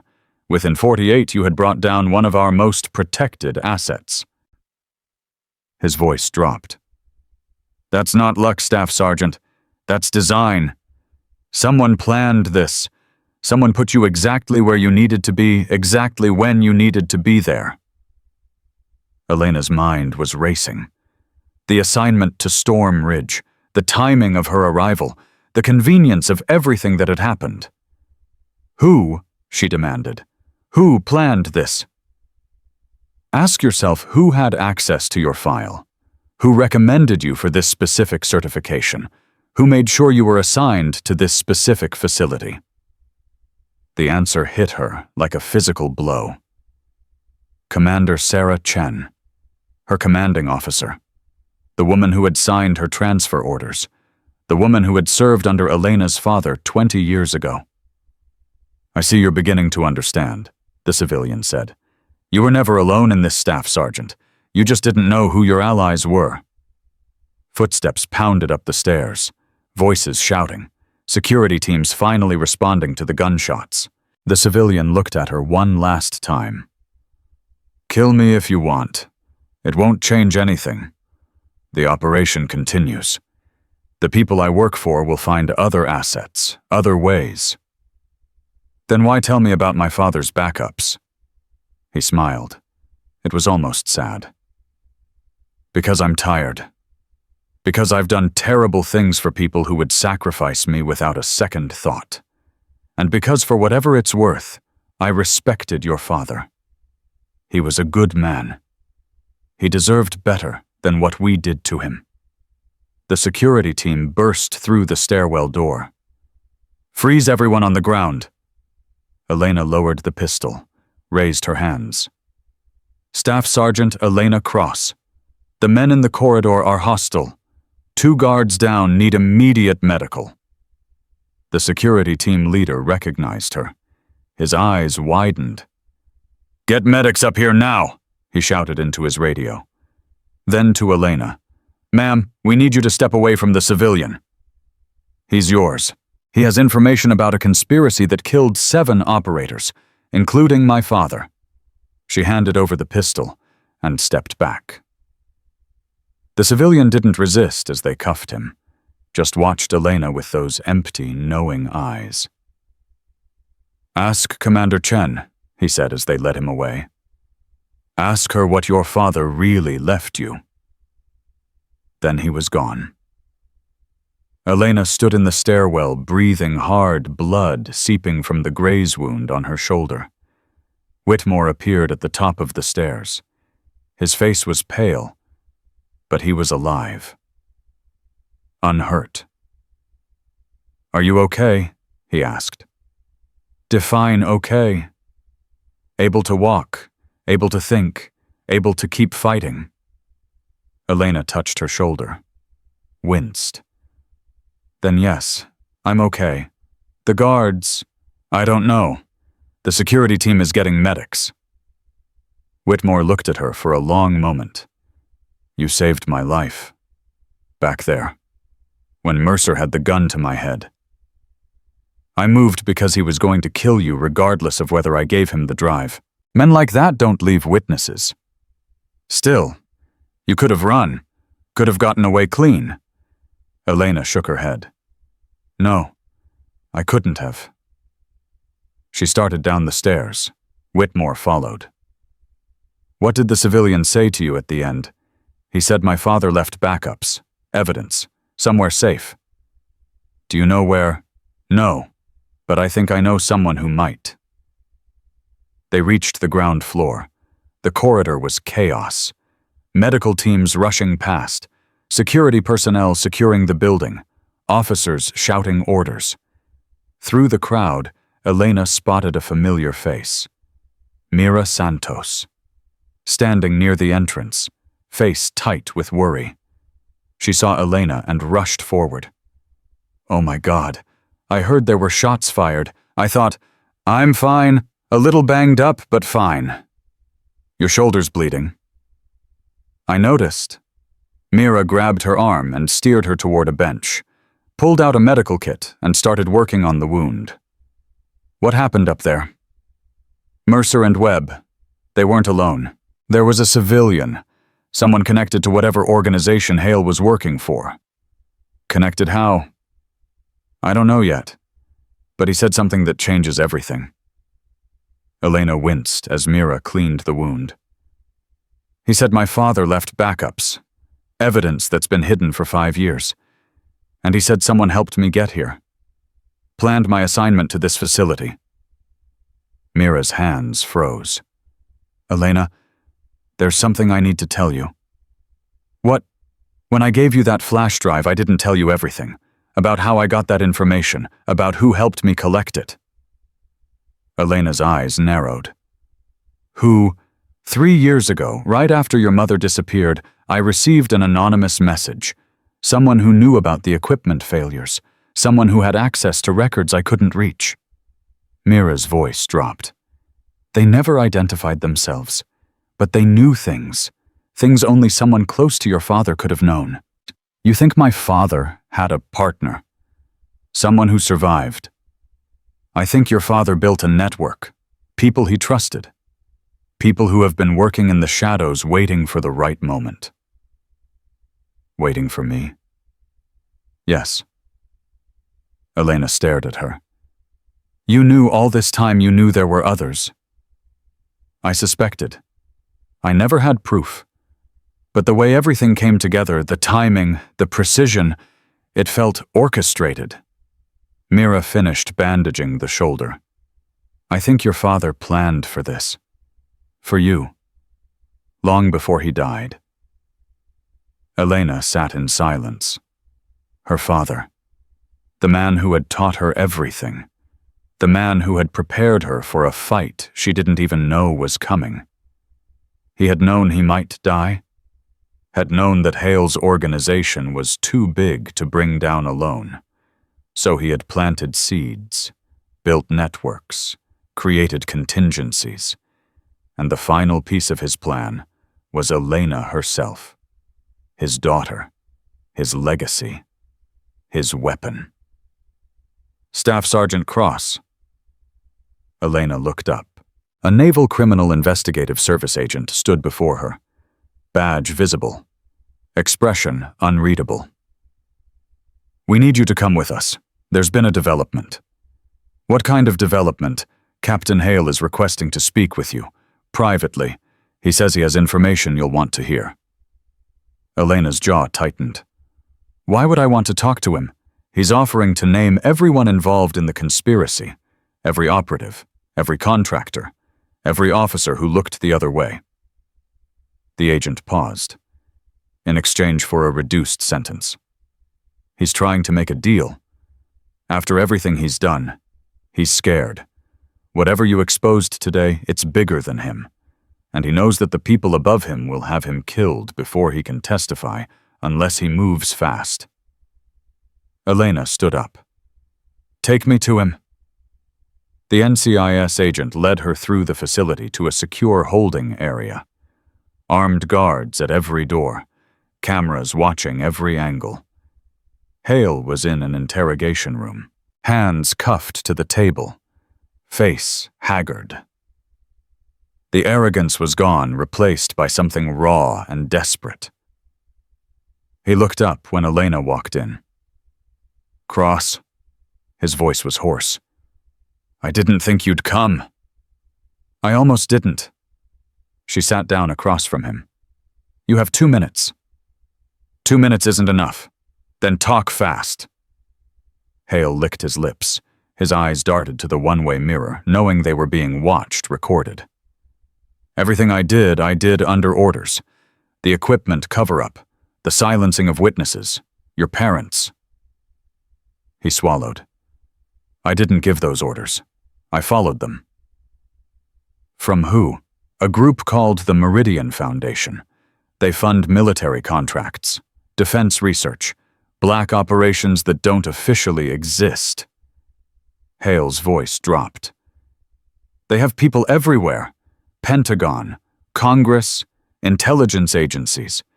When they wanted someone gone, they came to me.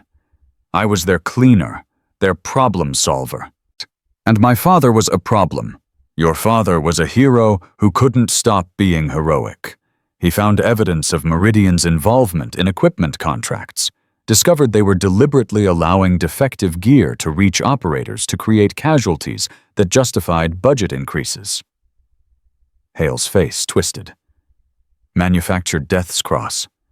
They were killing American soldiers to inflate defense spending. Elena felt sick. How many? Over the past decade, hundreds, maybe thousands, across multiple branches, multiple facilities, each death attributed to training accidents, equipment failures, combat casualties. And you helped cover it up. I helped them eliminate threats. Your father was the biggest threat they'd ever faced. He had evidence, real evidence, the kind that could bring down the entire organization. Hale leaned forward. But he was smart.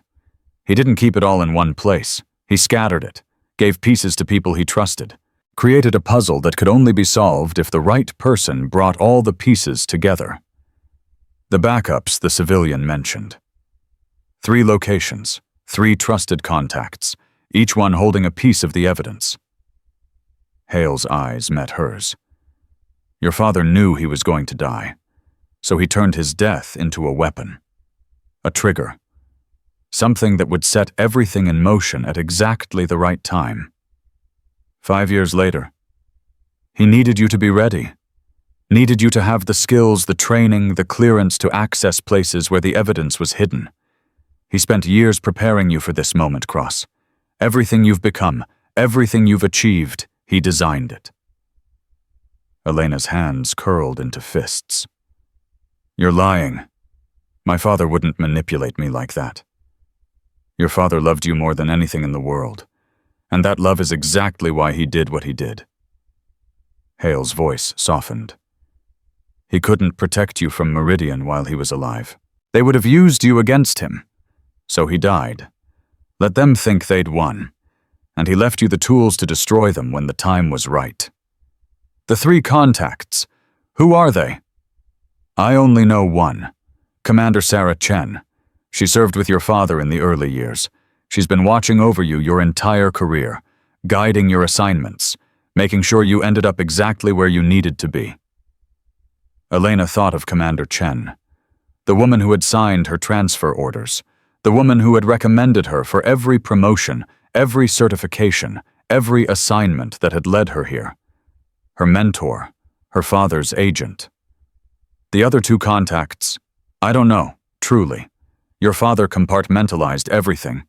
Each contact only knows their piece. Hale slumped back. But Chen can lead you to the others, if you trust her. Why should I believe any of this? You've been lying since the moment I arrived. Because I'm going to die. Hale's voice was flat. Final. Meridian doesn't tolerate loose ends. The moment I started talking, I signed my death warrant. They'll find a way to reach me. Prison protective custody doesn't matter. I'm already dead. He looked at her with something that might have been respect. But you cross. You're the one thing they didn't plan for. Your father's final weapon. His legacy. He smiled bitterly. Finish what he started. Bring them all down. Not for me. For the hundreds of soldiers they murdered. For the families who never knew the truth. Elena stood up. If what you're saying is true, if my father really planned all of this, then you're right about one thing. She leaned close to him. I am his weapon, and I'm going to destroy everything you helped build. She walked out without looking back. The door closed behind her. Through the observation window, she watched Hale slump in his chair. A broken man waiting for a death that was already coming for him. Whitmore was waiting in the corridor. What did he say? Everything. Elena's voice was cold, focused. And now I have work to do. Elena made one phone call. Commander Sarah Chen answered on the second ring. Elena. Her voice was calm, unsurprised. I've been waiting for this. You knew. This whole time you knew everything. I knew what your father trusted me to know. Nothing more. A pause. You found Hale. You made him talk. He told me about Meridian. About the 3 contacts. About you. Then you know why I did what I did. Why I guided your career. Why I made sure you ended up at Storm Ridge. Elena's grip tightened on the phone. You used me. I prepared you. There's a difference. Chen's voice softened. Your father loved you more than anything, Elena. His last words to me were about you, about making sure you had the tools to finish what he started. I've honored that promise for 5 years. Where are the other 2 contacts? Not over the phone. We need to meet. There are things I can only tell you in person. Where? Norfolk, the old shipyard, Building 7, tomorrow at dawn. How do I know this isn't a trap? You don't, but your father trusted me with his life, and with yours. Chen paused. Trust me now, Elena. One last time. The line went dead. Elena stood in the corridor, phone in hand, mind racing through possibilities. Trust. Her father had trusted Chen. Trusted her enough to make her the cornerstone of his backup plan. Trusted her enough to put Elena's life in her hands. But trust had gotten her parents killed. What did she say? Whitmore appeared at her shoulder. She wants to meet. Tomorrow. Norfolk. You think it's safe? I think safe stopped being an option the moment I arrived at this facility. Elena slipped the phone into her pocket. But I also think my father knew what he was doing. He built this network for a reason. He chose these people for a reason. And if he was wrong, Elena looked at him. Then I'll die knowing I tried. She didn't sleep that night. Instead, she sat in her quarters with Mira's flash drive connected to a secure laptop, scrolling through years of evidence that her father had died trying to protect. Equipment failures. Falsified inspections. Death certificates with causes that didn't match the reality. Name after name after name. Soldiers who had trusted their gear. Soldiers who had paid the ultimate price for that trust. Hundreds of them. Her father had documented everything. Dates, serial numbers, signatures. A paper trail that led from individual deaths all the way up to the highest levels of military contracting. And at the center of it all, a single name kept appearing. Meridian Foundation. Not just a defense contractor, an octopus with tentacles in every branch of military procurement, funding research, lobbying Congress, placing operatives in positions of power, a shadow government operating within the government itself. Elena closed the laptop. Her father had known, had understood the scope of what he was fighting. And he had died anyway. Not because he failed, because he succeeded. Because he had built something that could survive his death. A network of truth-tellers. A weapon aimed at the heart of corruption. His daughter. Dawn came gray and cold. Elena borrowed a car from the motor pool, drove 3 hours through Virginia countryside that blurred past like memories she couldn't quite grasp. Norfolk appeared on the horizon. Industrial, rusting, a city built on ships and war. Building 7 was at the edge of the old shipyard, abandoned for decades, the kind of place where people went to disappear. Elena parked 50 yards from the entrance, checked her weapon, stepped out into the morning mist. A figure stood at the door. Female, military bearing, familiar. Commander Sarah Chen. She was older than Elena remembered, gray streaking her dark hair, lines around her eyes that spoke of years of carrying secrets. "You came," Chen said. "Did you think I wouldn't? I thought there was a chance you'd decide it wasn't worth the risk. My parents died for this. Everything I have left, everything I am is tied to what happens next." Elena stopped 10 feet away. "So no, there was never a chance I wouldn't come." Chen nodded slowly. "You sound like your father." "I'll take that as a compliment." "It was meant as one." Chen glanced around. "We should go inside. The others are waiting." "Others?" "The 2 remaining contacts. They've been in hiding since your father's death, waiting for the signal." "What signal?" Chen looked at her. "You, Elena. You were always the signal." They walked into the building. The interior was vast, empty. Their footsteps echoed off concrete and steel. 2 figures stood near a makeshift table covered with files and documents. 1 male, 1 female. Both middle-aged. Both wearing the wary expressions of people who had spent years looking over their shoulders. "Elena Cross," Chen said. "Meet Dr. Raymond Vance and Agent Patricia Holloway." The man stepped forward, extended his hand. "Dr. Vance, I worked with your father on equipment testing at Quantico. He saved my career when I tried to report the first failures." Elena shook his hand. "You have evidence." "I have scientific analysis that proves the equipment defects were known and documented years before any deaths occurred. Someone deliberately suppressed the findings." The woman stepped forward next. "Agent Holloway, FBI. Your father came to me in 2017 when he realized the cover-up went beyond military jurisdiction. I've been building a federal case ever since. Why didn't you act if you had evidence? Because Meridian owns people in my agency too. Moving too soon would have gotten us all killed." Holloway's eyes were hard. "Your father understood that. He knew we had to wait for the right moment, the right catalyst. Me. You."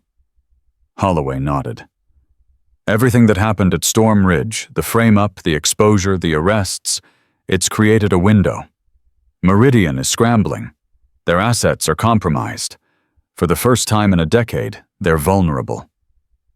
Vulnerable to what? Chen stepped forward. To the evidence we've collected. Combined. All 3 pieces together. She laid 3 folders on the table.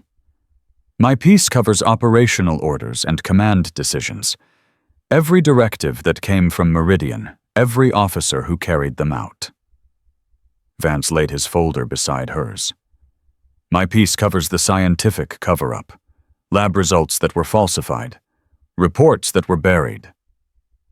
Holloway added her folder. And my piece covers the financial trail. Money flows from Meridian to military contracts to offshore accounts, every bribe, every payment, every transaction. Elena looked at the 3 folders. Her father's legacy, scattered across 3 trusted allies, waiting 5 years to be reunited. What do we do with it? Chen pulled out a laptop. We release it. All of it. To every major news outlet simultaneously.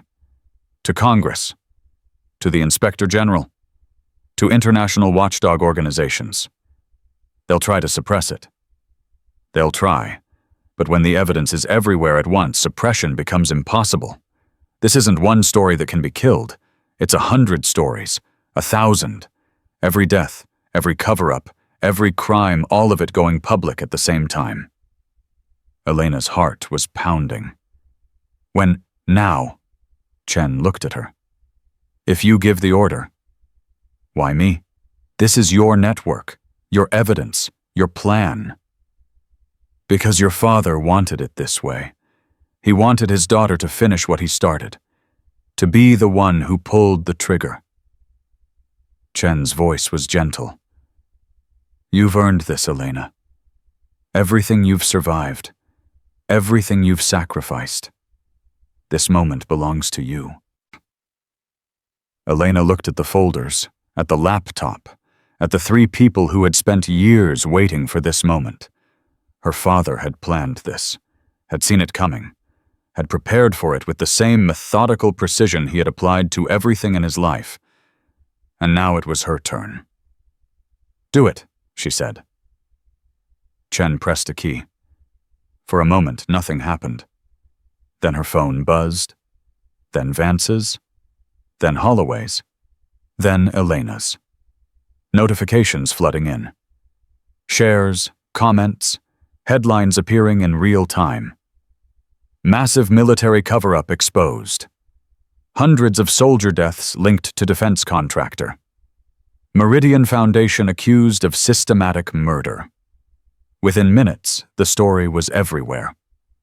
Television networks interrupting regular programming, news websites crashing from traffic, social media exploding with outrage and demands for answers. Elena watched the notifications scroll across her screen. This was it. The moment her father had died for. The moment her mother had died for. The moment 7 operators had died for. The truth. Finally free. Her phone rang. Unknown number. She answered. Staff Sergeant Cross. The voice was cold, controlled. You've made a terrible mistake. Who is this? Someone who represents interests far larger than you can imagine. The evidence you've released will cause problems. Significant problems. But it won't change anything. Not really. People will know the truth. People know the truth about many things. It rarely changes their behavior. The systems you've exposed will survive. They always do.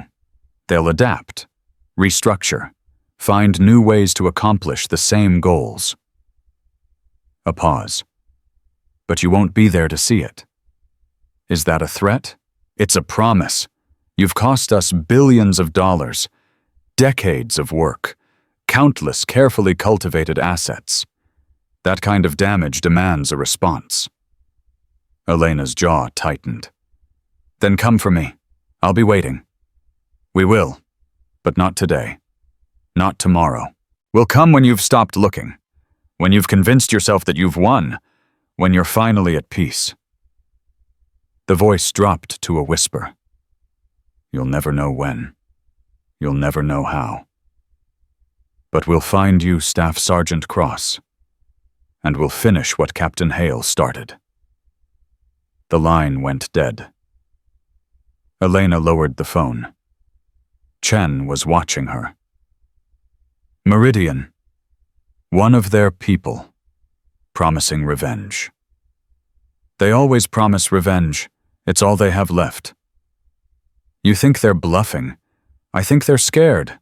And scared people make threats because they don't have better options. Chen put a hand on Elena's shoulder. You've done something they thought was impossible. You've exposed them to the world. Whatever comes next that can't be undone. Elena looked at her phone, at the headlines still scrolling across the screen. 2 days ago, she had arrived at Storm Ridge expecting to complete a routine certification. Now she had brought down a captain, exposed a shadow organization, and released evidence that would reshape military procurement for decades. Her father had planned all of it, and she had executed it perfectly. But the voice on the phone was right about one thing. This wasn't over. Meridian would survive, would adapt, would come for her eventually. She had won a battle. The war was just beginning. What happens now? She asked. Now we disappear, Holloway said. All of us, different directions, different identities. We stay hidden until the investigations are complete, until the arrests are made, until Meridian's infrastructure is too damaged to come after us. And then we start again. There are other organizations, other cover-ups, other injustices that need exposing. Holloway smiled grimly. Your father didn't just build a network to take down Meridian. He built a template, a method, something that can be replicated wherever corruption exists. Elena thought about that. A life of shadows, of hiding, of fighting battles that never truly ended. It wasn't the life she had imagined for herself, but it was the life her father had prepared her for. I'm not going to hide, she said quietly. Everyone turned to look at her. I've spent 5 years waiting, training, preparing for a fight I didn't even know I was preparing for. I'm not going back underground. Elena, Meridian will do what they're going to do. I can't control that. But I can control what I do. And what I'm going to do is go back to Storm Ridge. Finish my certification. Become the operator my father always believed I could be. Chen stared at her. You want to go back? After everything. After everything, that's exactly where I need to be. Inside the system. Watching. Protecting the people who can't protect themselves. Elena's jaw set. My father didn't just want to expose corruption. He wanted to fix it, to make the military better, to ensure that what happened to him never happened to anyone else. You'll be a target. I've been a target since the moment I was born. The difference now is that I know who's aiming at me. Elena looked at each of them in turn. You all did what my father asked. You held the evidence. You waited. You trusted his plan. Now I'm asking you to trust mine. Silence. Then Vance spoke. What do you need from us? Keep watching. Keep documenting. If Meridian rebuilds, if they try again, we need to be ready to expose them again. Elena pulled out Mira's flash drive. This contains everything I have. Combined with your evidence, it's the most complete picture of military corruption ever assembled. Protect it. Duplicate it.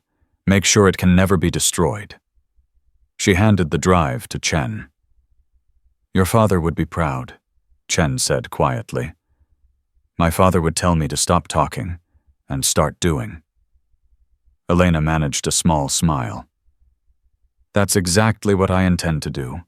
She turned and walked toward the door. Elena. She stopped. Chen's voice was thick with emotion. When Marcus gave me his piece of the evidence, he also gave me something else. something he said I should only give you when this was over. She reached into her jacket and pulled out something wrapped in dark cloth. Elena's breath caught. She knew that cloth, knew what was inside before Chen unwrapped it. Her father's Ka-bar knife. They confiscated the one you brought to Storm Ridge, Chen said. But this is the original, the one he carried through every deployment, the one he wanted you to have. Elena took the knife. The weight was familiar, the handle worn smooth by decades of use. The blade, still perfect, maintained with the same meticulous care her father had applied to everything. He told me something else, Chen continued. He told me to tell you that this blade has never been used to take a life that didn't need taking, and he trusted you to keep it that way. Elena's eyes burned. 5 years. 5 years since she had heard her father's voice. 5 years since she had felt his presence. And now, holding his knife, she felt him again, felt his strength, his wisdom, his love. "I'll keep my promise," she whispered. "I'll protect people. I'll fight corruption. I'll honor everything you taught me." She slipped the knife into her belt. Then she walked out into the morning light. 2 weeks later, Storm Ridge Naval Combat Training Facility. Elena stood in the training arena, the same arena where she had taken down 3 operators with her hands cuffed, the same arena where 98 SEALs had watched her do the impossible. But everything was different now. Captain Hale was dead, killed in his holding cell by an unknown assailant. Meridian tying up loose ends just as he had predicted. Chief Petty Officer Mercer and Senior Chief Webb were in federal custody, awaiting trial for attempted murder conspiracy and a dozen other charges. The civilian from this corridor had disappeared, vanished from custody during a transfer, another loose end that Meridian had cut. But the evidence was out. The investigations were proceeding. 37 military officers across 4 facilities had been arrested. Meridian Foundation was under federal investigation. Congress had launched hearings. The press was demanding accountability. Change. Real change. Slow and imperfect, but happening. Elena watched as a formation of recruits filed into the arena. 40 young men and women, the first integrated class in Storm Ridge history, and standing among them walking with a cane, but walking, was Tyler Hale.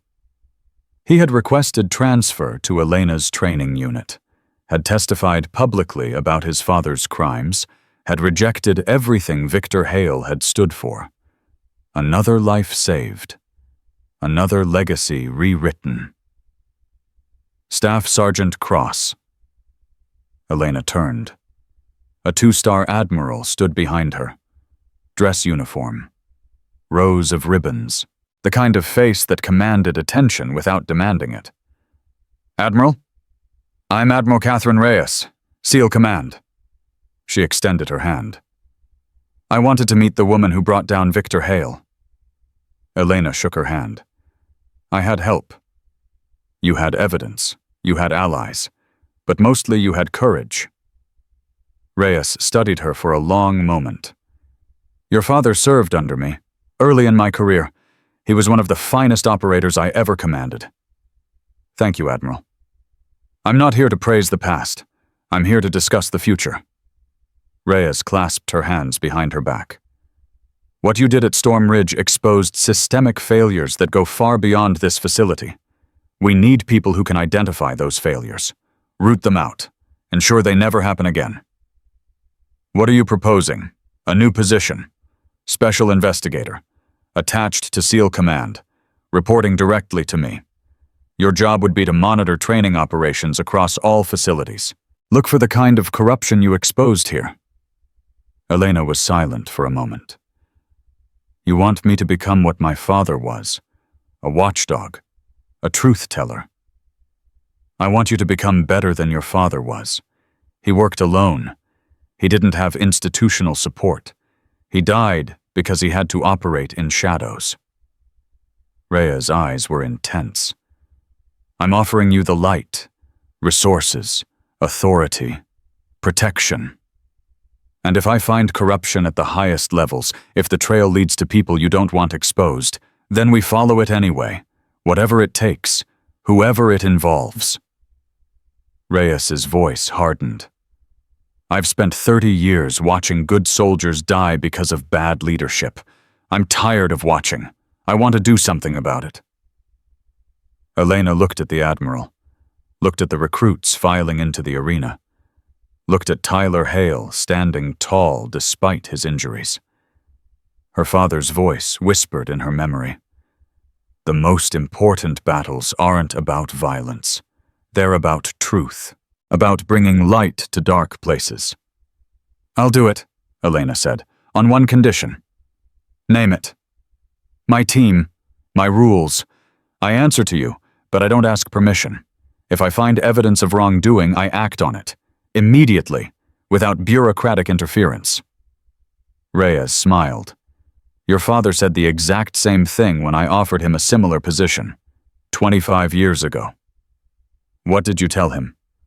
I told him yes, and then I watched him become the most effective investigator in military history. Reyes extended her hand again. Welcome to the team's Staff Sergeant Cross. Elena shook her hand. The sun was setting over Storm Ridge, golden light flooding the arena, the same light that had illuminated her father's last days at this facility. But this wasn't an ending. This was a beginning. Elena Cross, 20 years old, daughter of a hero, destroyer of a conspiracy, guardian of the truth. Her father had prepared her for this moment. Her mother had died, believing she would reach it. And now, standing in the arena where everything had changed, she understood what they had both sacrificed for. Not revenge. Justice. Not destruction. Protection. Not endings. Beginnings. She pulled her father's knife from her belt, held it up to the fading light, watched the blade catch the last rays of the sun. I'll keep my promise, Dad, she said quietly. I'll protect them, all of them, no matter what it costs. She slipped the knife back into its sheath. Then she walked toward the formation of recruits, toward Tyler Hale, toward a future her father had designed and her mother had believed in. The truth had finally risen, and Elena Cross would make sure it never fell again.